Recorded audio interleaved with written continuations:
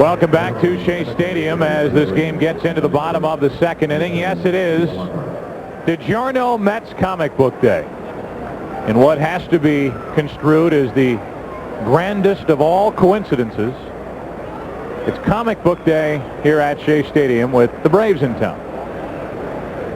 A defensive change for the Atlanta Braves as Keith Lockhart is taken over at second base, meaning that Wilton Veras, who fouled that pitch off his left leg in his first at-bat, his only at-bat, cannot continue. So that's a big weapon that's lost for the rest of the day to Atlanta. Zeal took a strike, now another. It's 0-2.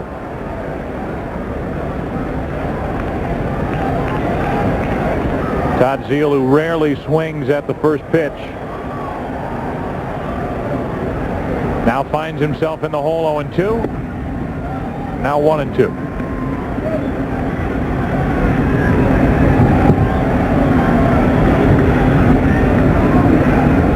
Zeal, a solid year, 303 in his first year with the Mets, his 8th organization since coming up with the Cardinals in '89. That's on the outside corner. Zeal's gone, and that's strikeout number 2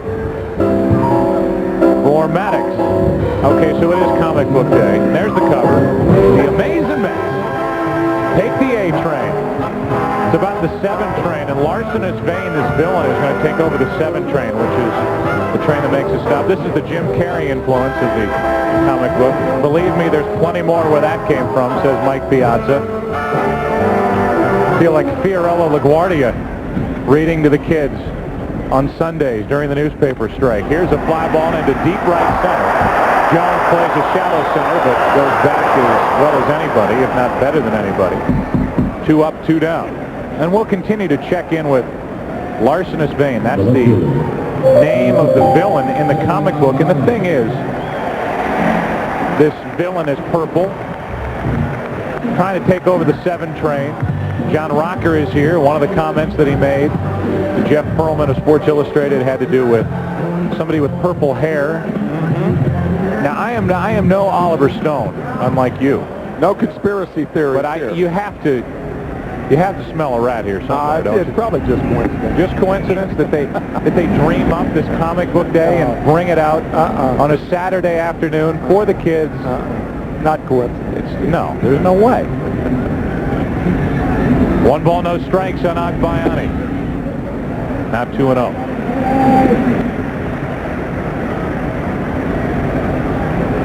Base is empty with 2 outs. Zeal struck out. Payton flied out. And Agbayani hitting .298, 2-1. What I loved about that little segment is you see Steve Phillips, the general manager of the Mets, with his summer cut. Yeah. That little segment, bringing back Duke Ellington, take the A train. Nobody could do songs like that better than the Duke. I'm going to take your word for it.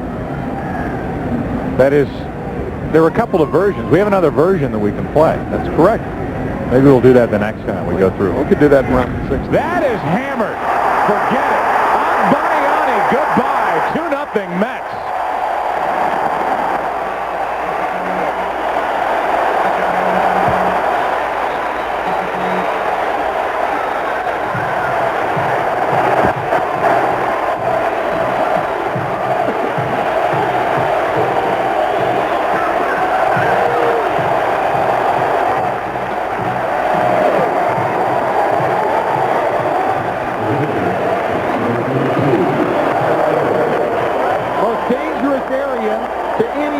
Is the ball down and in. And that ball down around the shoe tops and off the plate, but not for long.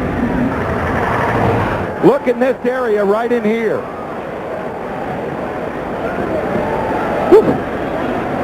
Wasn't as far inside as I thought. Boy, was that ball crushed.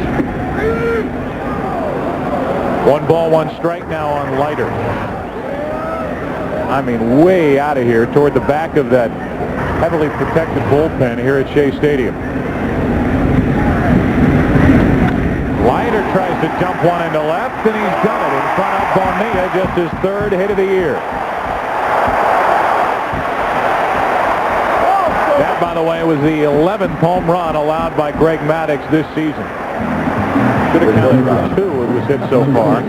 And now Leiter is on with a 2-out hit. Only the 3rd hit of the season for Al Leiter.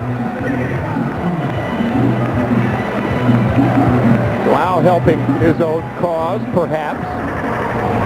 Well, one thing you get with Mora is a guy who can pound the ball out of the park. He's hit 5 home runs. And to compare what he's done with the bat in his hands to what Ordonez was doing, well, it's not even fair. 1 on, 2 out. Ball 1. Ordonez had 5 extra base hits in 45 games. Mora in 57 games has 14 extra base hits. Ordonez was hitting 188. Mora came in at 290. 1 ball, 1 strike. Here's a guy, Melvin Mora, 2 years ago, playing in Taiwan, off the mainland China, of course. And one of the reasons that he left Taiwan was because of the rampant gambling on the island. That's fair. Down the left field line, and Leiter has to run. Headed for 3rd as Bonilla gets to it. It's a double, and it's 2nd and 3rd, 2 out.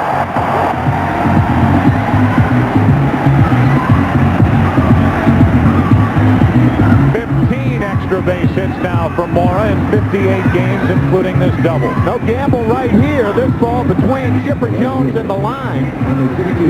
Similar to the pitch where Derek Bell doubled down the line. We're talking about Melvin Mora. He said they treat baseball on the island of Taiwan like highlights treated in this country.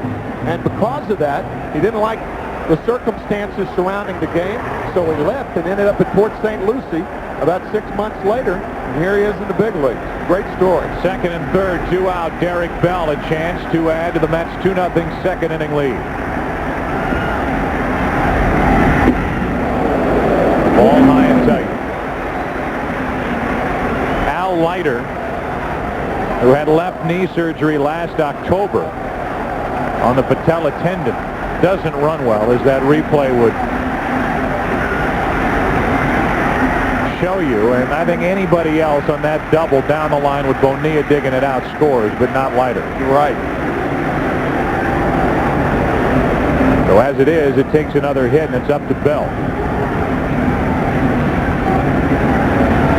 Started out this season, nobody could get him out. Then he couldn't get a hit. Now he's back the other way, hitting .307. That's down the left field line, and fair. 2 runs will score. 4-0 Mets on another double by New York.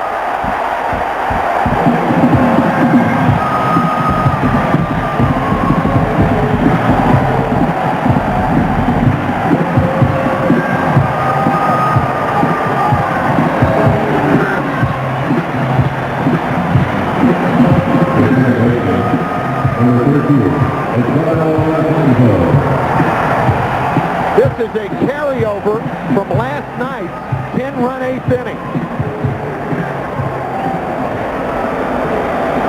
What a world of confidence it gives you to come back against any ball club, and when you do it against a formidable pitching staff like the Atlanta Braves.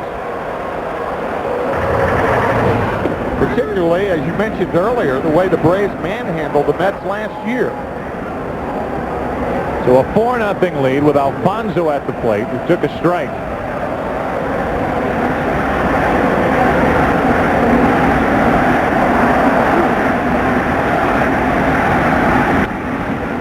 Like the New York Mets and their fans did a year ago, Tim, circling that date in early June with the 3 firings of the coaches for Bobby Valentine, saying it was at this point that the team took off, and they played fantastic baseball over the next 45 games. And they circle that date and they say this was the jumping off point. I think Mets fans and the Mets themselves will look back to last night's game in the 8th inning as they continue to pound the Braves pitching. It doesn't matter who's out there. Another hit, another run. It's 5-0 New York.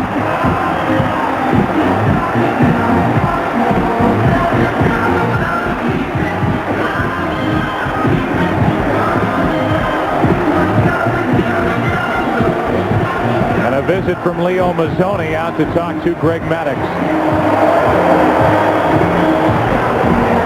Well, the Mets were down last night, Tim, and the count had reached 8. 2 outs, and they came off the deck to KO the Atlanta Braves, and see what they did in that 8th inning. 13 batters, 6 hits, 3 bases loaded walks. The Piazza home run to cap the inning. 9 of the 10 runs scored with 2 outs. The 10-run inning ties a team record. It was an amazing 15-20 minutes last night that might very well erase all of that frustration that the Mets have felt against the Braves the last 2 seasons. And here they are, up 5-0 over the Braves today with Greg Maddux on the mound. It is rare, and you don't know what's going to happen for the rest of the year, but it's rare that a team can point back to one game in a season and say, this is why we're here today in first place in September, is because of that one game. That's hammered into left center field. Did he get enough? At the track, at the wall, another. Piazza deep, and it's 7-0.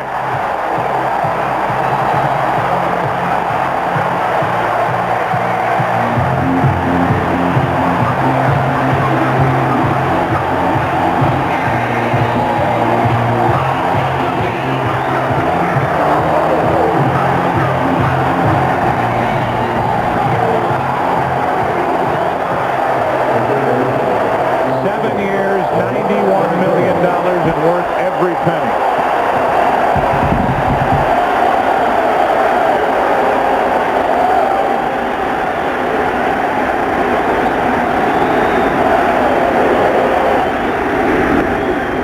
Ventura takes a ball. RBIs now for Mike in 14 straight games.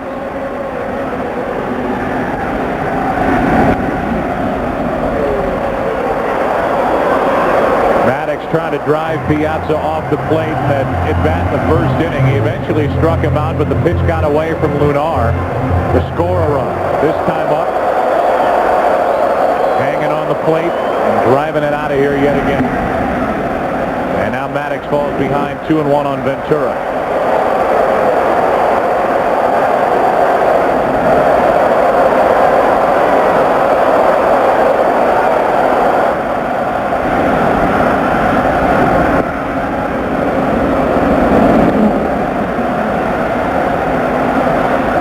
Piazza's first at bat. You may remember the brushback pitch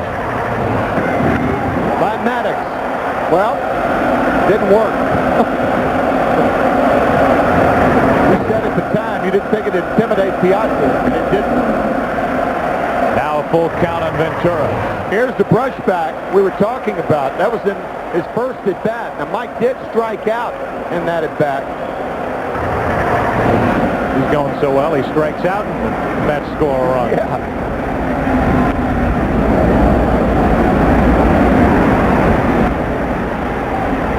Well, the key at bat in this inning was the single by Al Leiter.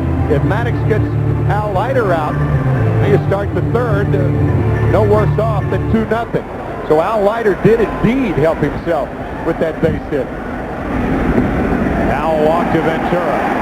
And again, that Atlanta bullpen is just worn out. First walk handed out by Maddux, and he may be worn out battling the flu 2 days ago. Bruce Chen is getting ready for the Braves out of their bullpen. And Maddux just flat out does not have it here today.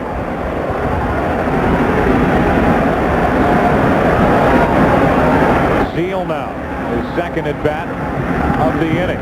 He grounds to third. Jones has to go the long way, and the good footwork of Galarraga gets the out.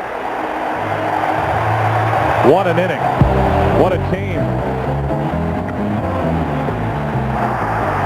On Comic Book Day. Hey, save some of that for the game, Mike.